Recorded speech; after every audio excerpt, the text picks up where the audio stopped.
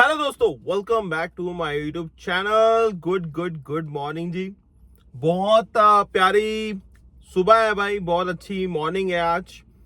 Temperature ना ठंडा है ना ज्यादा है, तो इसका मतलब क्या हम ये सोच सकते हैं कि भाई फाइनली स्प्रिंग का हमें मजा देखने को मिल रहा है। बट भाई weather is totally unpredictable in Canada. ठीक है, आप कुछ नहीं बोल सकते हो सकता है कल को भाई स्नो स्टार्ट हो जाए, बट हाँ अभी के लिए बहुत अच्छा है। चलो भाई बात करते हैं कनाडा के बारे में।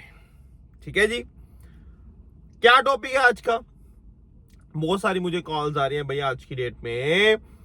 कुछ नॉन है मेरे लाइक फ्रेंड सर्कल में ही है, कुछ इंस्टाग्राम के थ्रू। भाई क्वेश्चन ना बड़ा कॉमन निकल के आ रहा है कि भाई 1 साल का प्रोग्राम लेके आए या 2 साल में, ताकि हमें आगे चाहे वो वर्क परमिट की बात करते हैं चाहे फिर पीआर की बात करते हैं, हमें थोड़ा इजी हो जाए।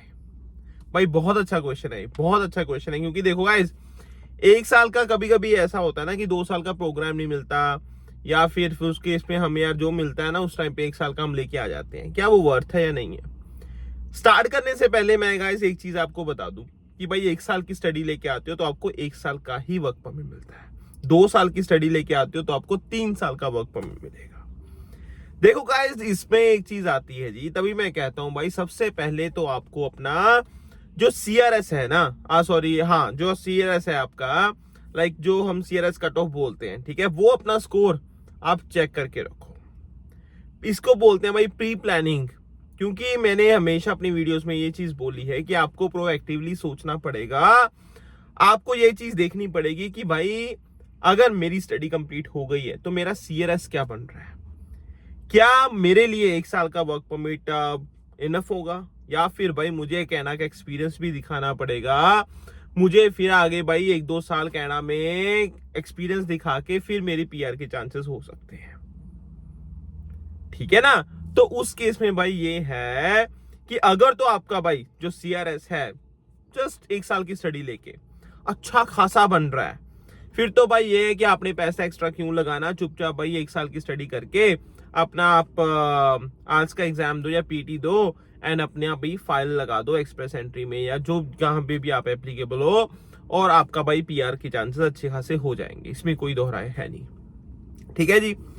अब लेकिन भाई बहुत सारे लोग फंस भी जाते हैं इस केस में। कैसे फंसते हैं भाई, सीआरएस इतना हाई बनता नहीं है और वो क्या करते हैं जी 1 साल का प्रोग्राम लेके आ जाते हैं, और कोई उनको बोल भी देता है कि आपको भाई दूसरा कोर्स लेने की जरूरत नहीं है, चुपचाप आप 1 साल का वर्क परमिट ले लो एंड आपकी पीआर हो जाएगी। फिर भाई टाइम जैसे से गुजरता है ना, 1 महीना 2 महीने 3 महीने, वर्क परमिट तो 1 साल का है, फिर भाई दिल की धड़कन होनी लग जाती है फास्ट।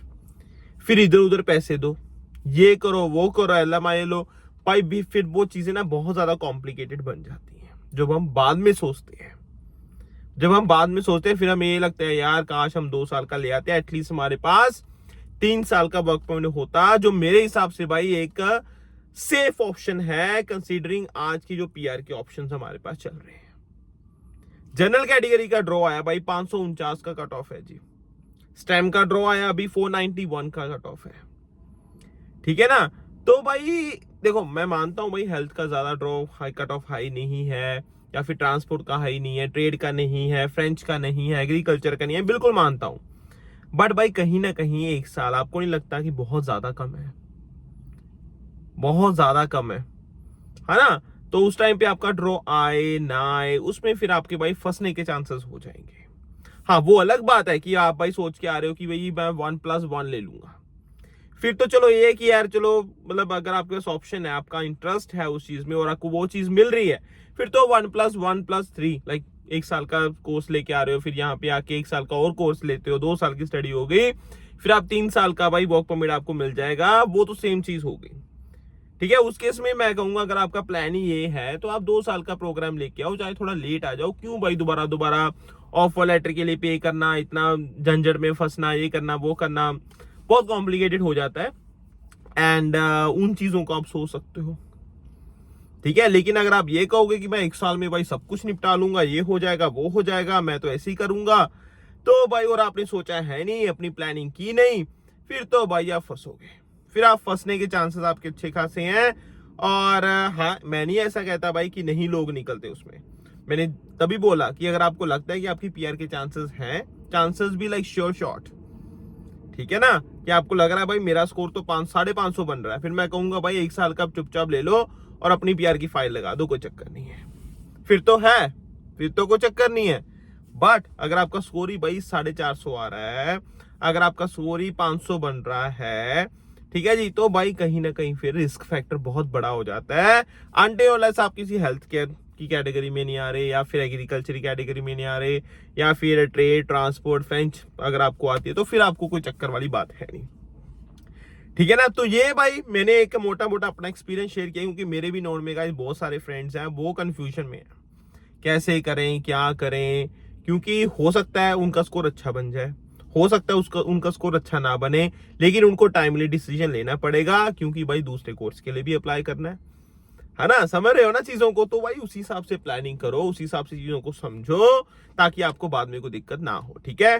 तो ये भाई डिस्कशन करनी थी मैंने आज की वीडियो में। आप बताना भाई आप क्या सोचते हो, ये तो मैंने अपना व्यू पॉइंट बता दिया, आप क्या सोचते हो भाई, वो भी बहुत इंपॉर्टेंट है। तो बताना भाई आप क्या सोचते हो, दूसरों की बहुत ज्यादा हेल्प हो जाएगी। बाकी I will see you next time with a topic and discussion. और भी बहुत सारी अपडेट्स निकल के आ रही हैं भाई आज की डेट में, ठीक है ना। तो जैसे कोई और अपडेट आती है, नैब सिंह संगेर पहुंच जाएगा आप लोगों के साथ बातें शातें करने के लिए। अभी के लिए भाई चैनल को प्लीज सब्सक्राइब कर देना and see you next time guys with a topic and discussion. ध्यान रखना, bye bye guys, love you, enjoy, take care, bye bye.